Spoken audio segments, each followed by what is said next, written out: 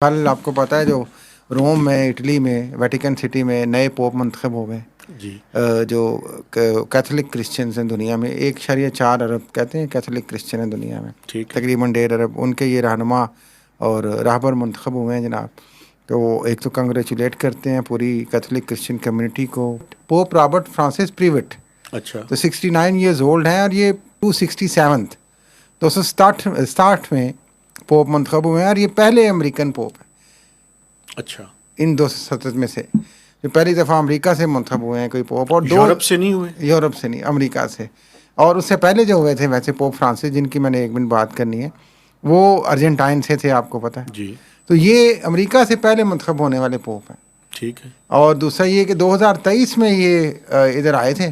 پہلے تو چونکہ منسلک تو تھے لیکن پوپ فرانسس نے ان کو جو بشپس اور کارڈینلز منتخب کرنے کے حوالے سے ایک ٹاسک دیا تھا، یہ اس کے 2023 میں یہاں پہ اس ذمہ داری پہ آئے تھے. اچھا ایک اور دلچسپ میں بھی آپ کو بتاؤں، 4 دفعہ ووٹنگ ہوئی ان کے لیے. میں آپ کو ایک دلچسپ بات یہ بتاؤں، میں خود بھی حیران ہوا، مجھے نہیں پتا تھا کہ وہ جہاں پہ ان کو منتخب کرنے کے لیے میٹنگ ہو رہی تھی، اگر اس میں سے وہ دھواں، ہاں وہ تو بڑی ایک تو قدیمی بات ہے نا، چمنی سے دھواں چمنی سے نکلتا ہے دھواں، تو اس کا مطلب ہے کہ پوپ کی جو الیکشن ہے وہ ہو گیا ہے.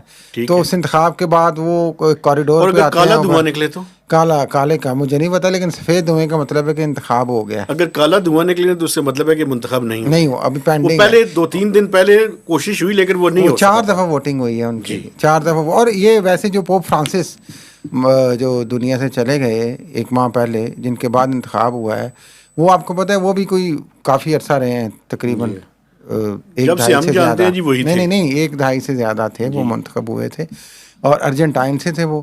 لیکن ان کی جو کچھ خصوصیات ہیں، کہتے ہیں کہ وہ بڑی سادہ زندگی گزارتے تھے اور ایک درویش ٹائپ آدمی تھے.